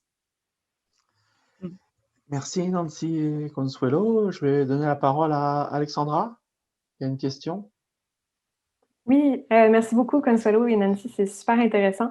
J'avais une question par rapport à vos deux expériences. Je ne sais pas si ce serait possible de raconter un peu juste une journée typique dans votre expérience pour voir un peu les différences entre le fait de suivre une personne versus un projet. Donc, est-ce que vous arriviez le matin avec des cafés? Est-ce que vous lunchiez avec eux? Est-ce qu'il y avait je ne sais pas si ce serait peut-être intéressant de savoir ça. Puis, en sous-question, quand vous avez terminé, c'est à partir de quel moment que vous avez déterminé qu'il était temps d'arrêter la collecte de données? Est-ce que c'était de le terminer ou de l'arrêter? Parce que là, ça continuait. Donc, voilà. Je peux y aller? Vas-y, Nancy. La journée typique, dans mon cas, ça variait un peu entre les trois personnes qui n'avaient pas exactement le même rôle. Là, elles étaient dans différents départements de la même organisation. Donc, mais oui, j'arrivais avec mon café. On avait négocié l'espace où je m'assoyais. Dans les trois cas, c'était très proche de la personne, donc à moins de 2 mètres. Ça ne passerait pas les normes actuelles. Donc, j'observais la personne.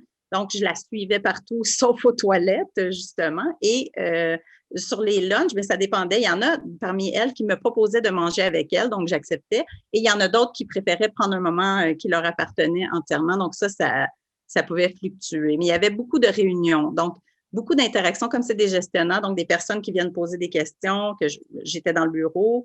Et là, les exigences de la certification éthique, j'en profite pour faire un petit point là-dessus, c'est que ça posait problème dans mon cas, c'est-à-dire que le comité éthique de l'université me demandait de faire signer un formulaire à chaque interlocuteur, à chaque jour. J'ai failli perdre mon terrain avec cette exigence. Les participants ont dit non. Évidemment, c'était... Donc, on a négocié des compromis, là, donc c'était de demander verbalement à la personne si elle acceptait que je sois présente. Donc, 98% du temps, j'étais présente à assister à ces discussions, questions, réunions de gestion, réunions avec les supérieurs des personnes que je suivais. Grosso modo, c'est ça, donc des journées genre 8 à 5, beaucoup, une partie assise, une partie de conversation dans les couloirs, un peu de tout, donc dans mon cas, je dirais. Est-ce qu'il y avait, ah oui, la question de la fin, dans mon cas, c'était pré-négocié, là, on avait négocié une certaine durée, puis l'organisation, dans le fond, c'était pas ouvert à ma décision à l'infini, quoique les 3 participantes, je pense qu'elles auraient continué finalement, ça se passait bien, mais voilà. Pour ma part, en fait, justement, vu que je cherchais à suivre un projet, il n'y avait pas nécessairement une journée typique. C'est sûr que j'ai suivi beaucoup de personnes parce que je vous parlais tantôt de la chargée de projet. C'était quand même, il y a beaucoup de choses qui se passaient autour de son bureau ou dans son bureau. Donc, évidemment, là, il y avait je passais du temps dans son bureau et comme Nancy, quand quelqu'un arrivait, si ce n'était pas quelqu'un de l'équipe, je posais la question de façon orale pour pouvoir si je pouvais enregistrer la rencontre.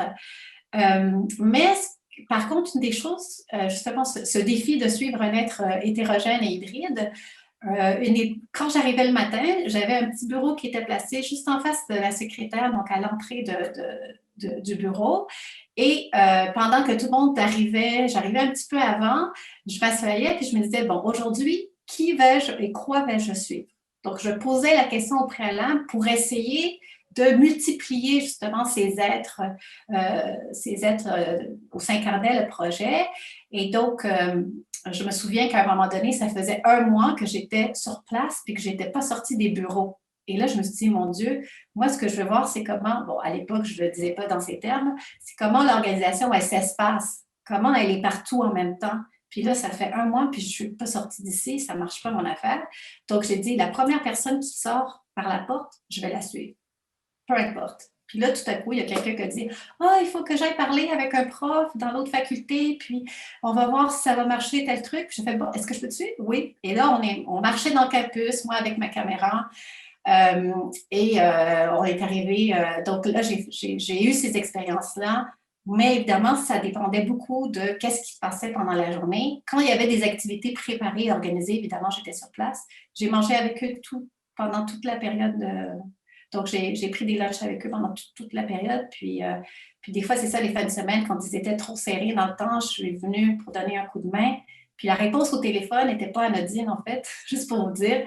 Pour ceux qui ont vécu des projets ou étudié des projets, là, plus le projet avance, plus on arrive à la date d'échéance, c'est faux.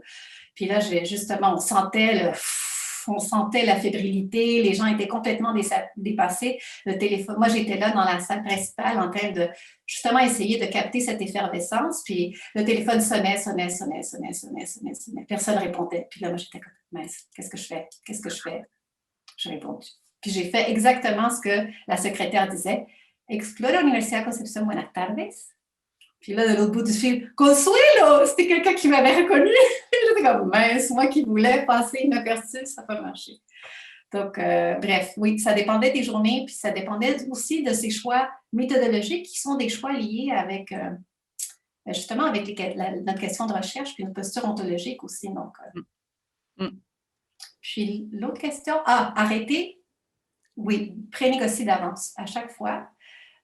Quoique, dans le cas de la Société canadienne du cancer, vu que je suis bénévole, il y a eu une partie qui a été assez ambiguë où on avait terminé le terrain, mais je continuais à participer aux activités en tant que bénévole.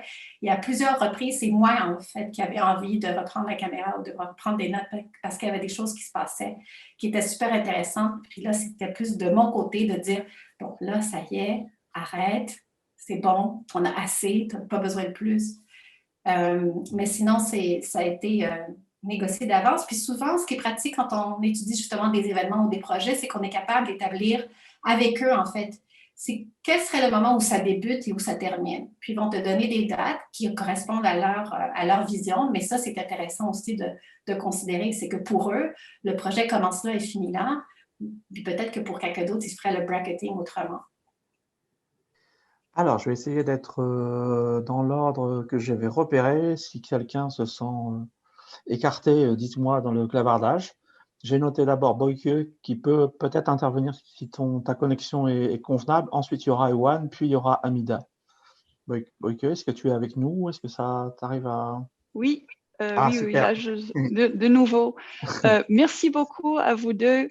Je me posais la question, est-ce que le shadowing, est-ce que ça fonctionne en fait le mieux quand on est dans un secteur ou un contexte organisationnel où il se passe beaucoup de choses, donc les gens marchent, il y a beaucoup de réunions, il y a beaucoup d'interactions.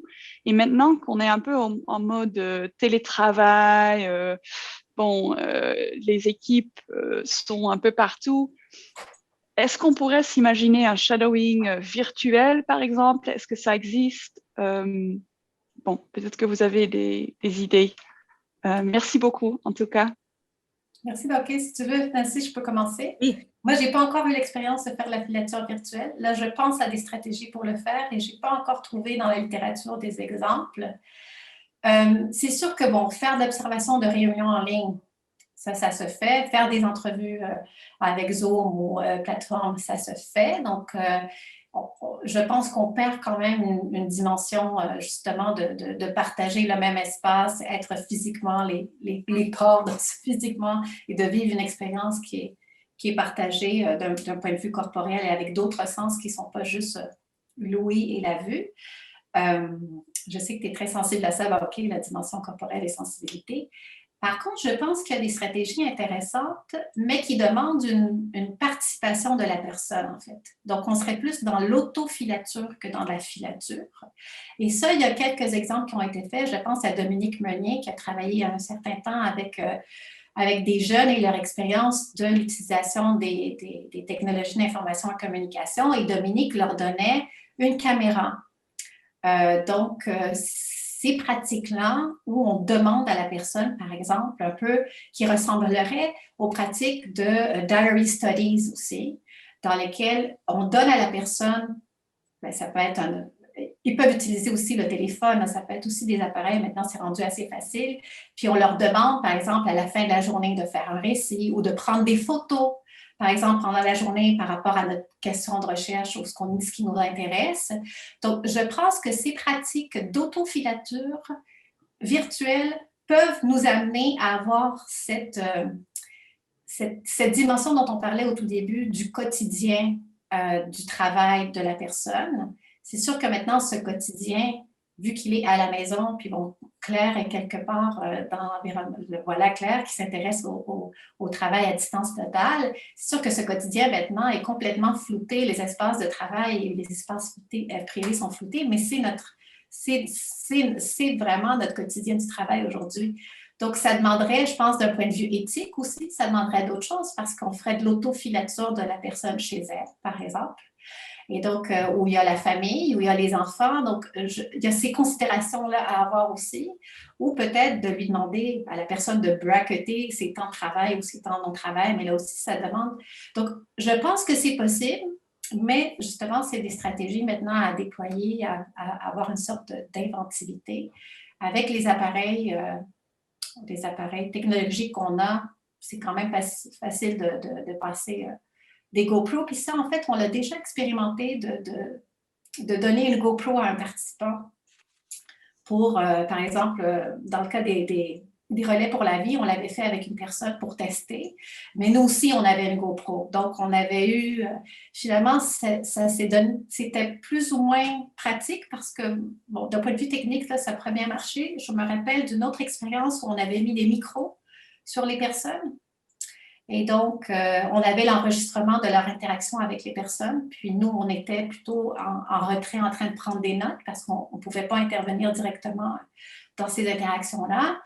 Mais ça demande justement une technologie qui soit assez fiable et ça demande aussi la participation des personnes. Donc là, on rentrerait dans des formes de recherche participative, en fait.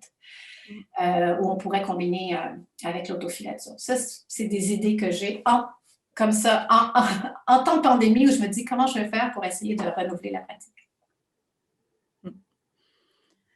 Moi, oui, j'ai pas beaucoup non plus réfléchi à cette question. Je pense que d'une part, ça dépend de ce qu'on cherche à étudier. Là, disons, si j'essaie de me transposer dans le sujet de mon shadowing, c'était la construction identitaire des personnes. Donc, il y avait les pratiques de travail identitaire, les pratiques genrées, et c'est beaucoup dans l'interaction. Donc, si je leur demandais...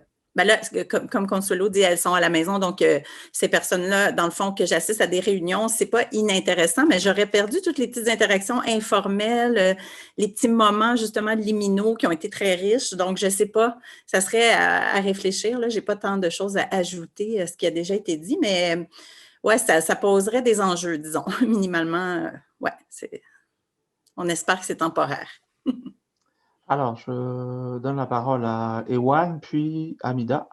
Ewan, c'est à toi. Olivier, tu veux faire passer Amida d'abord parce que je ne rentre pas dans la catégorie doctorant. Donc Amida, alors c'est à toi.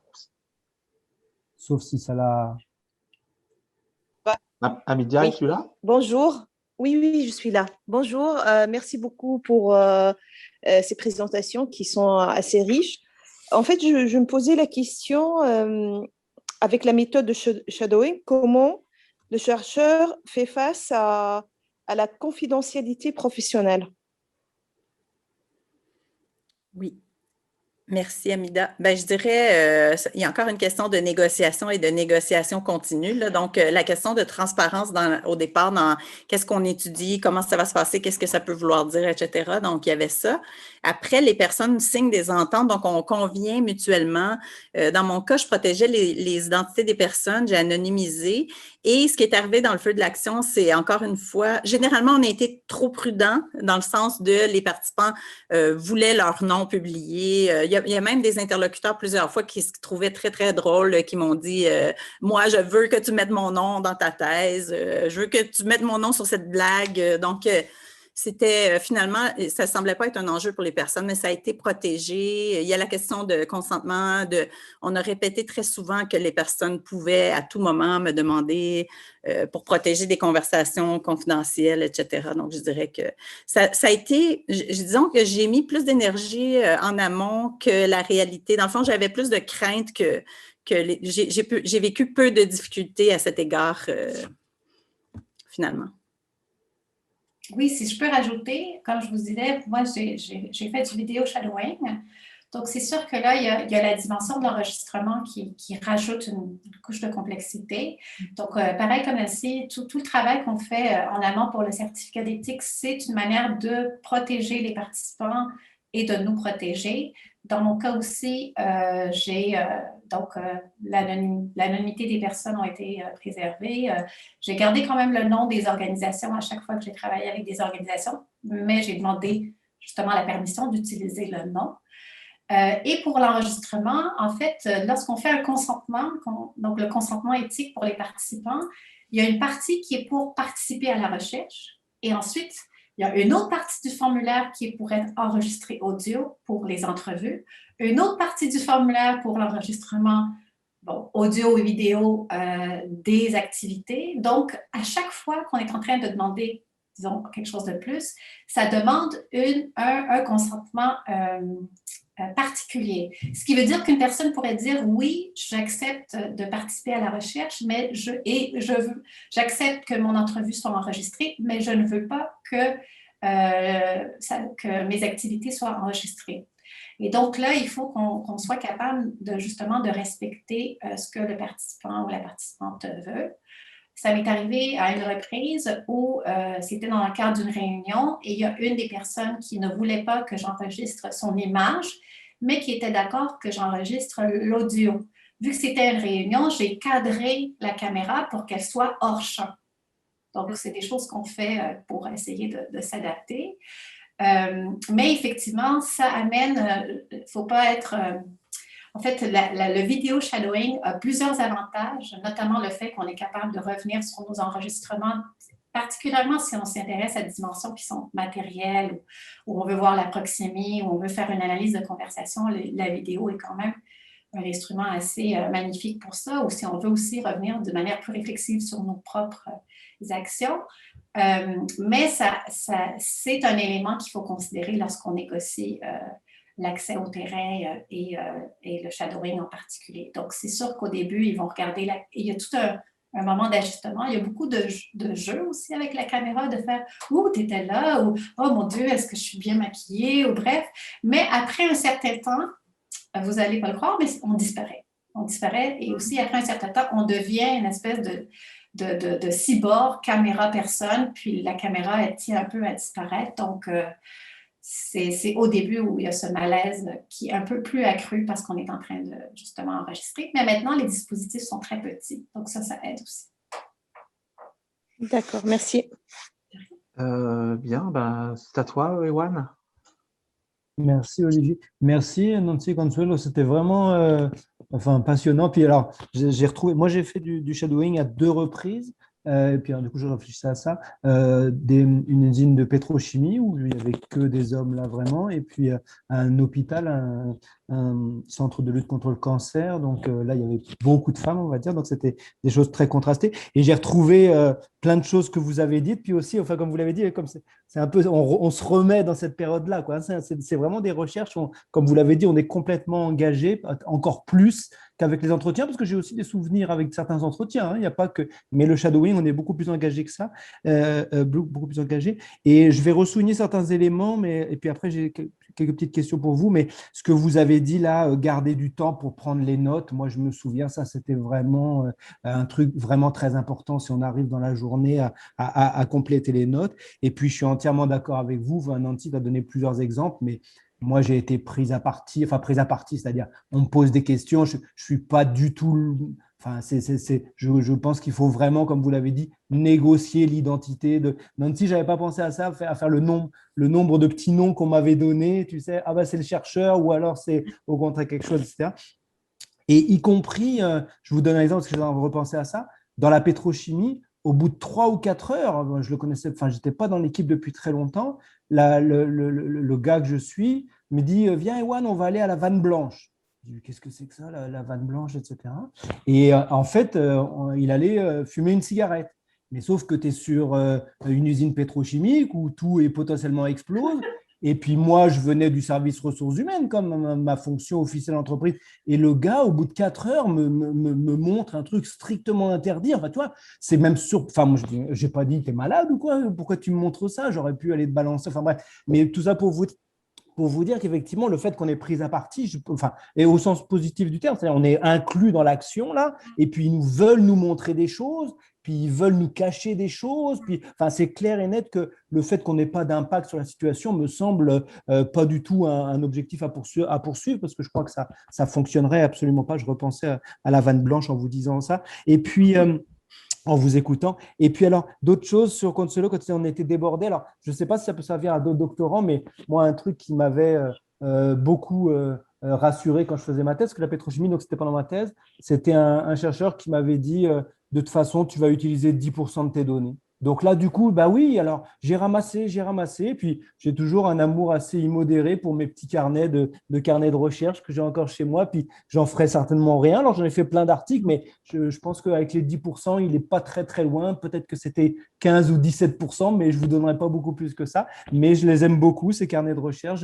J'ai des centaines de documents que j'ai récupérés dont j'ai rien fait, mais je le redis toujours, le jour où, dans la rédaction de ma thèse, j'ai décidé que j'allais parler que de un seul métier, alors que j'avais des données sur 20 métiers, c'est la meilleure décision que j'ai prise de toute la rédaction de ma thèse, parce que ça permet justement d'avoir tout le détail que vous avez décrit là dans les données, mais en choisissant un axe, un élément, on arrive à être beaucoup plus précis. Donc, mais je me souvenais, Consuelo, pareil, je me disais, mais est-ce que cette donnée-là, il faut que je la prenne, est-ce qu'il ne faut pas que je la prenne, etc.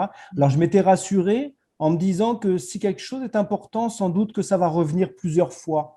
Et je ne sais pas si ça vous est arrivé, mais moi, quand même, plusieurs fois, je suis remonté dans mon journal de recherche, c'est-à-dire qu'à un moment, je m'aperçois qu'un truc commence à être important et je me dis, mais c'est quand qu'on a commencé à parler de ça? C'est à quel moment il m'a montré ça pour la première fois? Et donc, avec le journal de recherche, j'arrive à voir, c'est-à-dire le côté données analytiques, enfin, notes analytiques, moi, je n'ai pas du tout été bon là-dessus. C'est-à-dire plusieurs fois, c'est a posteriori que je me suis dit, ah tiens, ça commence à émerger, ça commence à être important. Mais alors, par contre, grâce au journal de recherche où on prenait plein de notes sur plein de choses, plein qui ont été inutiles, mais j'ai réussi à remonter un peu en disant, ah ok, c'est là le 22 janvier que pour la première fois, je note dans mon journal de recherche qu'il y a ça. Enfin, donc, c'était comme ça, je m'étais rassuré en disant, bah, si quelque chose est important, on va le voir plusieurs fois. Et puis, j'ai juste une toute petite réponse et je voudrais avoir c'est une réponse à la première question d'Olivier sur comment on se prépare. Moi, ce que j'ai trouvé super dur, c'est que il fallait à la fois que je sois hyper focus sur, par exemple, les infirmières, c'était essayer de comprendre comment elles ont appris ce qu'elles savent aujourd'hui, leur savoir-faire, d'où ça vient, etc. Donc, j'avais lu beaucoup de choses là-dessus, beaucoup de théories. Donc, il fallait à la fois que je sois focus là-dessus.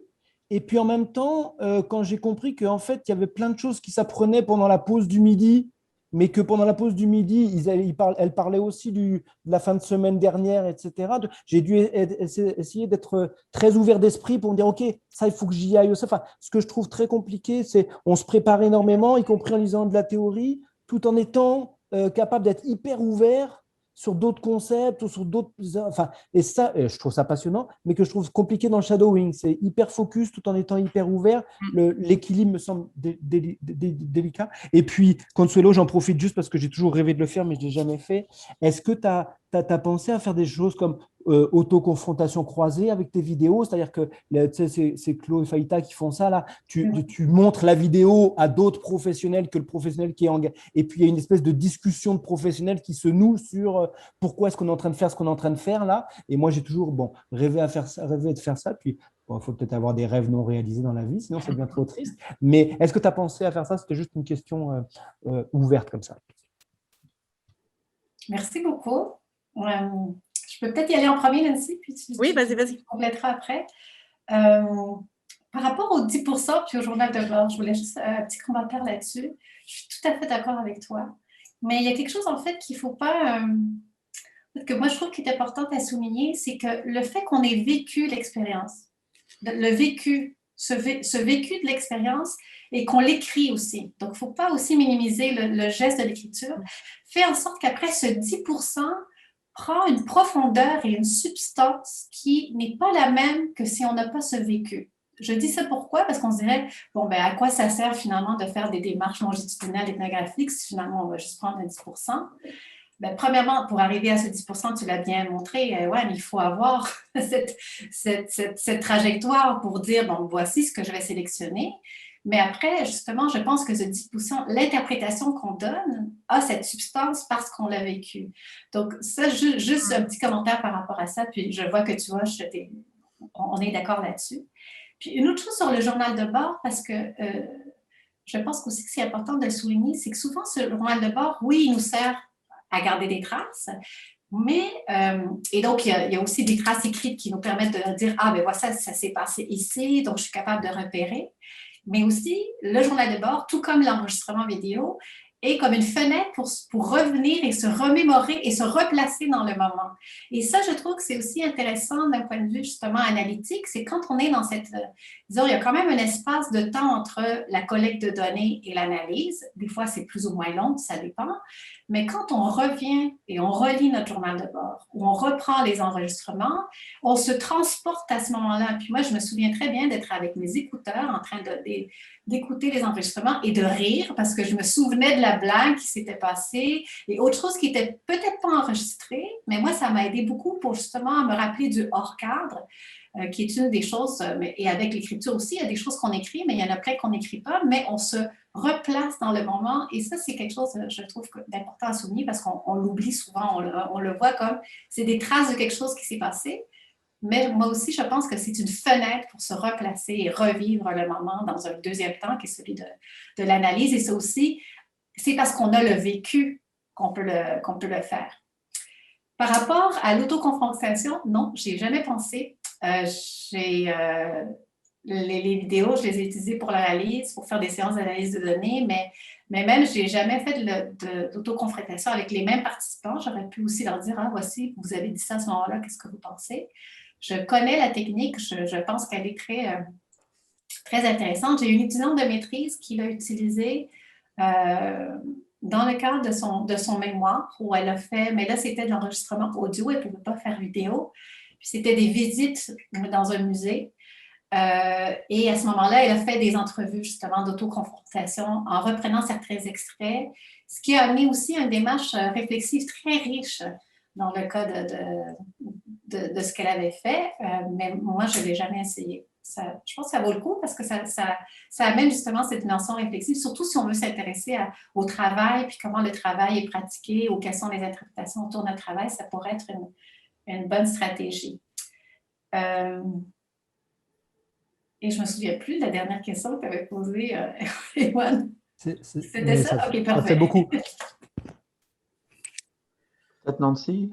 Ben oui, ben rapidement, je suis entièrement d'accord sur la question de la masse de données, la proportion qui va être utilisée, mais moi, c'était plus le point d'entrée qui était un enjeu au départ, mais ce que j'ai trouvé comme moyen, et ça rejoint un peu dans l'intervention d'Ewan et de Nicolas dans la discussion, la question des moments intéressants, des moments importants, c'est pas toujours ceux qu'on pense. La question, ce qui se passe au quotidien est parfois imprévisible et c'est parfois pas pendant la réunion officielle, pendant le moment officiel qu'on est censé observer. Donc là, j'ai trouvé de la richesse, mais un des moyens pour analyser et pour sélectionner ce 10-15 %, disons, ça a été de repérer les moments de rupture dans le cours normal des choses, les tensions et les choses répétitives. Donc, des éléments en tension qui reviennent dans ce que les participantes disent d'elles-mêmes ou dans ce que j'observe dans les observations, dans les comportements, etc. Donc, c'est comme ça que j'ai organisé cette masse, mais effectivement, il resterait sûrement, on pourrait sûrement faire plein d'autres choses avec ça. Et justement, au sujet, c'est un mini anecdote, mais au sujet des lieux intéressants, les trois ont eu la même réaction au départ de l'expérience et c'était « Mais qu'est-ce que tu vas regarder? C'est plate ma vie, je travaille, il ne se passe rien. » Donc, alors que moi, j'ai trouvé plein de choses riches, mais ce qui m'évoque une limite potentielle de l'idée de les observer à distance, c'est l'idée que si je les laisse sélectionner les moments intéressants, ils vont éliminer plein de choses que moi, j'aurais trouvées passionnantes. Mais bon, après, ça pourrait faire un autre type de recherche, effectivement, plus dans l'auto-analyse que dans la... Mais oui, voilà. D'autres questions? Nicolas, veux-tu intervenir par rapport aux commentaires que tu faisais dans le clavardage? Non, il y a Ewan qui lève la main, je vais le laisser parler. Ah non, vas-y, vraiment, c'était pour rebondir. Vas-y. Non, mais c'est juste que je confirmais ce que Ewan disait, en fait, plutôt que ça m'a beaucoup frappé l'anecdote de la vanne blanche et surtout ces lieux, finalement, qui ne sont pas du tout des lieux officiels, formels, etc. Et je pense qu'une erreur que beaucoup de doctorants en font, et je vois ça beaucoup là, en corrigeant des travaux, ce que j'étais en train de faire juste avant la réunion, c'est l'espèce de croyance, finalement, que la structure organisationnelle formelle révèle les endroits où il faut aller chercher l'information. Alors que s'il y a une chose qu'on s'évertue à dire, je pense quand on est, dans mon cas en communication organisationnelle ou en gestion, c'est que la structure, c'est juste une partie de l'histoire. Et je pense que le shadowing nous permet ça, d'aller vraiment au lieu réel où les gens vont. Ça peut être une vanne, ça peut être les toilettes, pourquoi pas. Moi, je suis impatient qu'on fasse une ethnographie des toilettes dans un contexte organisationnel. Existe, l'ethnographie des toilettes. Mais du shadowing, de suivre quelqu'un dans la toilette, c'est un peu plus compliqué. Ouais, c'est ça. Donc, il y a une belle anecdote, c'est Boris qui la racontait quand il avait fait du shadowing, aussi du vidéo shadowing. Puis là, je pense que c'était au Mozambique et donc il ne comprenait pas nécessairement la langue. Et donc, il a suivi à un moment donné des interactions qui se faisaient en anglais, mais des fois, elles étaient en portugais. Et donc, à un moment donné, il a suivi la personne, puis elle ne savait pas où s'en aller. Puis la personne était comme... Qu'est-ce que tu fais? Puis ça, elle s'en allait aux toilettes. Puis il l'a réalisé, évidemment, avant que la personne entre aux toilettes, mais ça a été un moment où, justement, il y a eu une petite ambiguïté. Est-ce que tu vas me suivre jusque-là? Ouais, moi, ce sont les participantes qui m'ont fait savoir que non, que ce serait une partie. Mais moi-même, j'avais un malaise. Ça n'avait pas été explicité, évidemment, mais non, c'était. Et ça a été fait par le biais de blagues. Il y a eu beaucoup de blagues, de part et d'autre pour passer les messages finalement. Ce qui d'ailleurs me donnait envie d'explorer ça, la question de l'humour et ses fonctions, la diversité des fonctions sociales de l'humour. Cette expérience de shadowing m'a donné envie d'étudier ça, là. Donc, ouais, c'était. Et Juan, rapidement, ouais. Ben non, mais le point où je voulais rebondir, c'était sur la question du certificat éthique qui est tellement difficile à obtenir, alors que sur le terrain, comme l'a dit Nancy, je veux dire, enfin, en tout cas, moi, toutes les expériences que j'ai eues, ça n'existe pas une situation où tu es en train de shadower quelqu'un et la personne que tu shadows ne va pas du tout expliquer à la personne qui arrive qui est cette troisième personne qui va rester là sans rien dire. Ça n'est juste pas envisageable. J'ai l'impression que dans toutes les situations, simplement, on est obligé de négocier cette participation. Et donc, je suis parfois un peu énervé que le certificat éthique te demande des choses énormes. De toute façon, c'est quelque chose que je vais faire, qui va se faire dans la situation.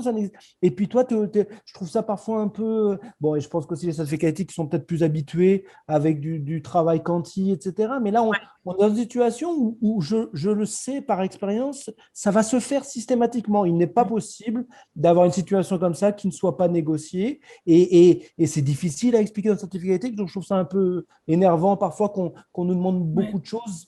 Oui. Moi, je trouve que c'est souvent pour les bonnes raisons, mais parfois, ça reflète aussi les normes dominantes, les critères dominants des épistémologies et des pratiques et des méthodes dominantes. Donc, il y a un peu des deux. Oui, ça protège, comme disait Consuelo, mais il y a aussi des limites. Après, je pense qu'il y a aussi la question du consentement, puis je pense à des situations dans lesquelles, disons, on suit un gestionnaire, puis là, le gestionnaire a une rencontre avec son employé, puis il lui dit bon, ben voici, il y a ce chercheur qui va enregistrer notre rencontre, est-ce que ça te dérange? Puis là, on est clairement dans une situation de relation de pouvoir. Donc, est-ce que la personne consentit de façon libre et informée? Donc, je pense que c'est justement pour aussi nous rendre un peu sensibles à ces situations-là, ou lorsqu'on est dans des contextes aussi d'interculturalité aussi. Donc, je pense que c'est là où ça peut poser, disons, le chercheur blanc. Je vais faire une grosse caricature, mais je pense à une situation en particulier c'est pas moi qui l'ai vécu, mais dont on avait discuté, le chercheur blanc qui arrive dans un pays où, justement, il est vu comme étant détenteur d'une autorité et autres, et qui pose la question, est-ce que je peux vous enregistrer? C'est très rare que les gens vont dire non. Donc, je pense que c'est aussi pour ces raisons-là, mais j'avoue que oui, il y a une certaine des fois, exagération dans les demandes éthiques. Nancy, tu voulais réagir à ça? Non, j'ai déjà dit non, merci. Okay. Je suis d'accord. Avant de conclure, moi j'ai peut-être une petite question pour vous sur l'ethnographie des objets ou des artefacts. Là, j'ai lu un truc sur les algorithmes. Je pensais c'est au cinéma, mais un film que j'ai vu il y a très longtemps, qui était pas très bon, là, mais qui s'appelait 20 Bucks, où on suivait la vie d'un billet et comment les interactions sociales se créent autour d'un billet de $20. Et en quoi l'ethnographie des objets et ou pas du shadowing. Alors, comme je suis un peu extérieur, peut-être que c'est idiot, là, mais… Non, mais c'est une très bonne question, Olivier. Puis d'ailleurs, oui, il y a du shadowing. Par exemple, Attila Bruni a justement travaillé sur ces questions du shadowing d'objets. Un des articles que j'aime bien de lui, justement, il parle de comment il est parti avec une certaine idée d'une observation structurée dans un milieu hospitalier autour de l'implantation d'un ERP, et pour se rendre compte que finalement, sa stratégie ne lui donnait pas ce qu'il cherchait, et donc que de suivre cette ERP était la meilleure stratégie, et il a donc mis en place cette filature d'objets. Donc, je pense que c'est quelque chose de très intéressant, en fait, d'aller dans des perspectives d'ethnographie d'objets, et je rajouterais même la généalogie des objets. Donc, oui, il y a les objets conçus qui sont, disons, dans notre présent, Mais ces objets, si on regarde aussi leur généalogie, ça apporte une lecture qui est aussi très intéressante d'un point de vue, par exemple, historique ou critique de comment les pratiques sont façonnées. Donc, moi, je vois beaucoup de richesses dans ce type de démarche qui peuvent être combinées avec la filature. Hein, donc, tout à fait.